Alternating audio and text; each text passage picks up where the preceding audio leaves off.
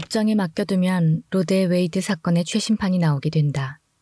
낙태라는 쟁점의 양편에 서 있는 선의와 사려 깊은 생각을 가진 사람들을 완전히 나누어 그들을 변호사 보조, 사이비 소송 당사자, 팔걸이 의자 로비스트, 위험한 열성당원으로 만들어버린 그 어설픈 기계장치 같은 법원 판결.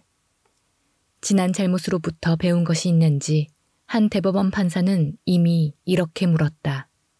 왜 결정을 9 변호사의 손에 맡겨두고 싶어 할까? 우연에 맡겨두면 우리가 어려운 쟁점으로부터 움츠러들면 커보키안이나 그의 약간 만화 같으면서도 병적인 주제의 변주만 나오게 된다. 어쩌면 트리플 S의 새롭게 개선된 변형이 나올지도 모른다. 이번에는 자살 지원 및 공급이다. 로고는 그대로 유지되고 슬로건도 똑같다. 지저분한 것을 남기지 말고 트리플 S에 연락하세요. 냉장고 자석을 요양소, 은퇴자 마을, 학대당해 집을 나온 배우자 보호소, 알츠하이머와 다발성 경화증과 근위축증과 루게릭병 지원자 그룹에 우편으로 다량 보낼 수 있을 것이다. 소문이 돌 것이다. 왜 커보키안이 시장을 독점해야 하는가? 왜 병리학자나 의사들만 하는가? 성직자는 왜 안 되고 학자는 왜 안 되고 업계 사람들과 농부들과 은퇴한 정치가들과 언론인들은 왜 안 되나? 모두 참상을 보면 그게 뭔지 아는 사람들인데, 모두 죽이는데 뭐가 필요한지 아는 사람들인데, 죽이는 일과 자비의 문제일 때 의학 박사가 전골의학 박사, 철학 박사, 회계사, 경영학 석사, 계자식보다 나은 자격을 갖춘 게 무엇인가? 사실 단 한 번뿐인 자살에서 조력을 받는 것이면 적어도 선택은 할 수 있어야 하지 않는가? 학문과 의사보다는 사제가 낫지 않을까? 벽돌공보다는 철학자가 낫지 않을까? 장의사보다는 시인이 낫지 않을까? 요금을 내는 것보다는 기부를 하는 게 낫지 않을까? 그게 도대체 무슨 차이가 있을까? 왜 치사주사나 독가스만 써야 할까? 목을 매는 것은 어떨까? 그것도 꽤 깔끔한데. 여기 서세요. 턱을 들고 됐습니다. 여기를 누르세요. 아니면 전기를 이용하는 건 여기 앉아요. 긴장을 푸시고 숨을 깊이 들이쉬세요. 여기를 누르세요.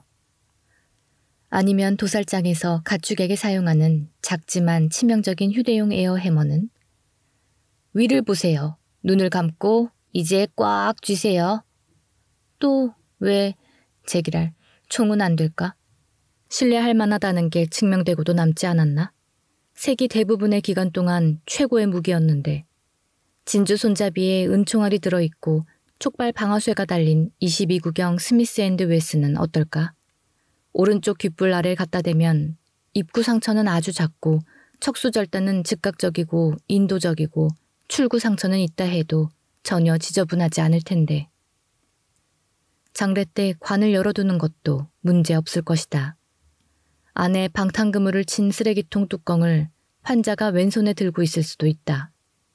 부스러기와 은총알이 담기도록. 이것은 닥터 커보키안의 말 만들기 스타일로 하자면 세니트론이라고 부를 수도 있을 것이다. 이런 총알과 탄피를 위한 시장이 있을까? 유족을 위해 기념 펜던트나 귀걸이나 발찌에 우아하게 박아 넣으면 사람들이 그런 걸 위해 돈을 내려 할까? 또 왜 병에 걸려 가망 없는 사람들만 할까? 죽을 권리, 존엄하게 죽을 권리, 의미 없는 삶에서 자유로워질, 통증과 괴로움과 우여곡절이 많은 상처에서 자유로워질 권리가 있다면 누가 그 권리가 시민 가운데 일부에게는 있지만 모두에게 있는 것은 아니라고 말할 수 있을까? 알코올 중독자는 왜 안 되는가? 알코올 중독자들의 성인 자녀는 왜 안 되는가? 알코올 중독자들의 10대에 이른 손자들은 왜 안 되는가? 성적 학대나 배우자 학대의 피해자들, 파경에 이른 결혼이나 상심이나 세금 감사의 피해자들은 왜 안 되는가? 그들의 고통은 진짜가 아닌가? 그들의 괴로움은 자격이 없는가? 어떤 고통스러운 사례가 그럴 만큼 충분히 고통스러운 것인가에 관해 결정을 내릴 법원이나 의회나 교회의 누군가가 있는가? 우리는 말기에 이른 환자를 치료하는가 아니면 말기에 이른 신체 부위를 치료하는가? 만일 법원이 낙태 판결의 어머니의 삶 조항을 폭넓게 해석하여 어머니의 경제적 삶, 어머니의 감정적 삶, 어머니의 교육적 삶을 포함함으로써 여자가 법적으로 임신을 끝낼 수 있는 조건과 환경을 확대하려 한다면 똑같은 법원이 조력 자살의 권리 행사를 생명 자체보다 범위가 좁은 어떤 것, 즉 말기 상태에 있다고 입증 가능한 생명으로 한정할 것이라고 예상하는 게 합리적일 수 있을까? 내 딸이 원치 않는 임신만큼이나 치명적인 우울에도 똑같이 취약한데 그 아이가 전자를 끝내는 데는 부모의 동의를 구해야 하지만 후자는 그럴 필요가 없다고 생각해도 되는 것일까? 그 아이는 프라이버시를 누릴 자격이 있는 것일까? 자율은? 법의 평등한 보호는? 왜 다 여자들인가? 무슨 메시지가 있는 것인가? 닥터 잭 이전에는 자살기도 10건 가운데 9건이 여자였던 반면 성공한 완료되니 더 적당한 표현일지도 모르겠다. 자살 6건 가운데 5건은 남자였다. 남자가 분명히 그 일에 더 유능했다. 물론 자살의 실패가 성공의 수학적 등가물이라고 부정의 부정은 긍정이라는 격언에 의거하여 생각한다면 이야기가 다르겠지만 그러나 커보키안이 조력한 죽음 가운데 75%를 꽉 채운 것은 여자다.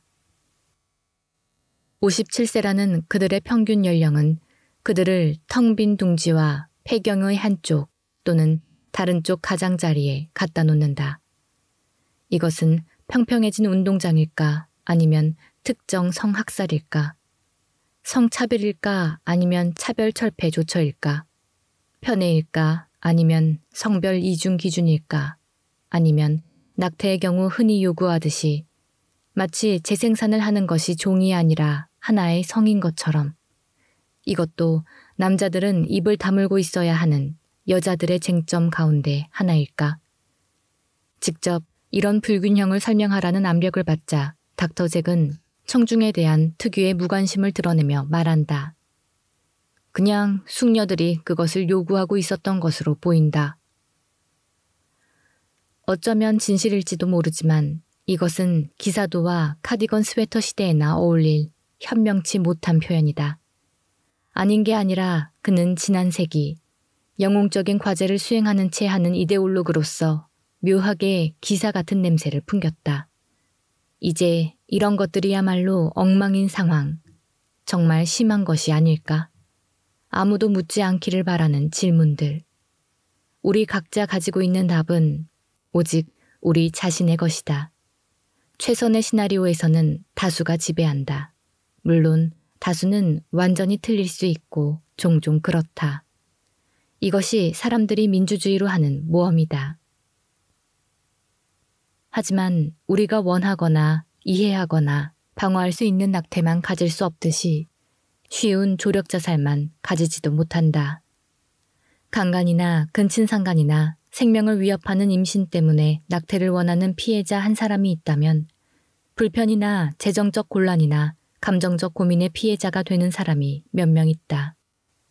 큰 고통에 시달리는 암 환자 한 사람이 있다면 깊은 우울증에 빠지거나 심하게 불안을 느끼거나 몹시 무관심하지만 신체는 멀쩡한 조력자살 신청자들이 몇 명씩 있을 것이다. 감정적으로나 경제적으로 아기 둘을 기를 여유가 없다고 생각하여 쌍둥이 태아 가운데 하나를 낙태하는 여자의 보장된 낙태권을 허락하지 않을 수 없듯이 우리는 일자리를 잃은 젊은 아버지 또는 남편이 다른 여자와 사랑에 빠지게 된 것을 알게 된 젊은 여자에게 조력 자살이라는 보장된 권리를 허락하지 않을 수 없게 될 것이다. 요구만 있으면 낙태를 이용할 수 있는 상황에서 우리는 정말로 조력 자살의 조절이나 규제가 가능하다고 예상할 수 있을까? 선택이 신성화된 곳에서 우리는 선택을 감당해야 한다. 생명이 신성한 곳에서 우리는 생명을 감당해야 한다.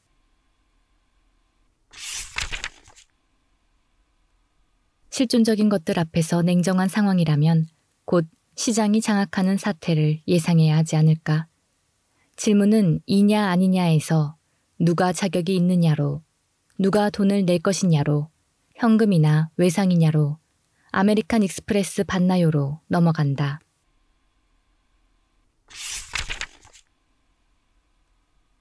물론 이번에도 내가 틀릴 수 있고 나는 자주 틀린다. 그러나 나는 가능성에 대비하고 있는 중이다. 나는 닥터 잭과 마찬가지로 진료실, 그는 오비토리엄이라고 부른다. 을 생각하고 있다. 내가 그를 이길 수 없다 해도 당연히 경쟁할 수는 있기 때문이다. 나는 커브키안보다 더 커브크할 수 있다. 그게 모두에게 좋다. 가격은 계속 내려갈 것이다. 짐작건대 그는 일단 자신의 주장을 입증한 뒤에는 토크쇼나 강연 여행으로 너무 바빠 실제로 집에 붙어 앉아 사업을 돌보지 못할 것이다. 솔직히 말하거니와 여기 밀퍼드에 있는 나의 현재 점포에 우아하게 붙어있는 위압적이지 않은 별관을 우리 타운 사람들은 더 가깝기도 하여 분명히 선호할 것 같다는 생각이 들었다. 중간에 장벽이 없고 위협적이지 않은 2~3천 제곱비트의 공간에 예를 들어 흑색깔의 천연 직물을 덮은 커다란 베개를 많이 갖추고 뉴에이지 음악이 전송되는 일종의 응접실을 갖춘다. 생명의 종결, 이 지역에서 유행하는 우회적 표현, 결정을 조력하도록 훈련된 유행에 뒤진 옷차림의 전문가들이 돌아다닌다. 한눈을 팔지 못하도록 동기부여를 하는 벽을 세우는데 돌로미티의 수채화 풍경에 사랑은 영원하다나 그냥 해치워라 라는 글귀를 얹어놓는 등 장식이나 용어에서 다름 아닌 유치원 교실을 기억나게 해줄 것이다. 화장장도 2~3군데 넣는 것이 좋을지도 모른다. 여기 오클랜드 카운티의 기록을 믿을 수 있다면 조력자살 10건 가운데 9은 화장을 하기 때문이다.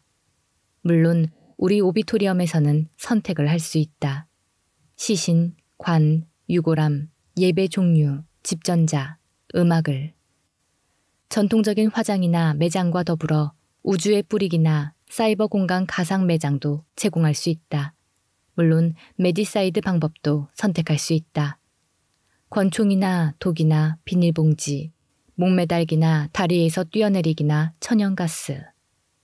또 현장에서 할 것인지 집에서 할 것인지 우리 디자이너가 설계한 장소. 우리에게는 정원, 폭포, 공원, 전망대가 있으며 모두 걸어서 갈 수 있다. 가운데 한 곳에서 할 것인지, 비디오로 촬영할 것인지 아닌지는 물론 개인적 결정이다. 또 손쉬운 비용 지불 방법이 몇 가지 있는데 그 또한 선택이 가능하다. 행복한 우연의 일치로 여겨 밀퍼드의 우리 현재 소유지는 리버티 스트리트와 퍼스트 스트리트가 만나는 모퉁이의 블록 대부분을 차지하고 있으니 퍼스트 리버티 클리닉이 적절하게 애국적이고 또 거의 교회 느낌이 나는 회사명이 될 것이다. 아니면 그냥 리버토리엄이라고 할까?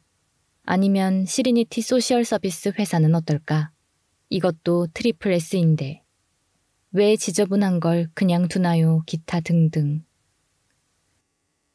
그런 다음에는 누군가가 연방에서 의무화한 의미 있는 삶을 위한 최소 기준을 세우는 책임을 맡게 될 것이다. 그 기준 밑으로 내려가면 사회보장금 지급이 끊긴다는 결론을 신중하게 내릴 수도 있다. 일단 삶의 의미가 사라지면 그것은 납세자의 짐이 되어서는 안 된다.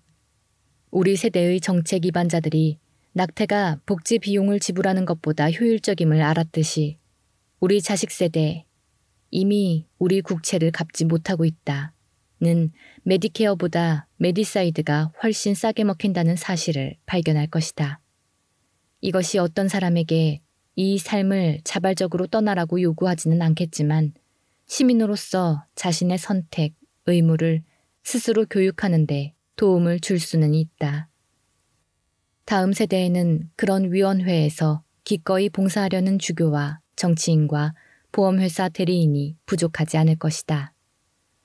위험한 비탈길 주장이다. 누군가는 늘 그렇게 반박한다. 그렇게 이름을 붙이면 없어지기라도 할 것처럼, 마치 상황이 점점 악화되지 않을 것처럼, 중력이 존재하지 않는 것처럼.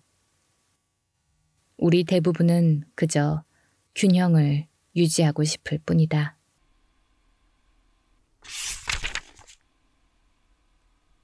물론 닥터 커보키아는 빼고 역사는 그를 예언자로 기록할 것이다. 그의 변호사는 노벨상을 주어야 한다고 주장했다. 그의 유화는 한창 인기를 끌고 있다. 그가 주인공인 토크쇼가 과연 먼 일일까? 어쩌면 엉클 레디가 쭉 옳았던 것인지도 모른다. 어쩌면 재앙의 조짐이었는지도 모른다. 어쩌면 오직 시간 문제일 뿐이었는지도 모른다. 어쩌면 성가셔 할 문제가 아니었는지도 모른다. 엉클 레디는 전보다 행복해 보인다. 잠도 더 잔다. 가족과 보내는 시간도 늘었다. 후회하지 않는다. 트리플 S의 문을 닫은 결정에 체념한 것처럼 보인다. 새로 고안한 것들을 버리고 수표를 부인, 골프 친구의 부인과 나누었다. 800번 번호를 끊었다. 그러다 몇 달 후 어느 날 밤, 이제는 익숙한 번호들이 박힌 편지들에 어리둥절하게 되었다. 그 숫자는 nothing이라고 읽을 수도 있다는 것을 깨달았기 때문이다. 아무것도 아니었다.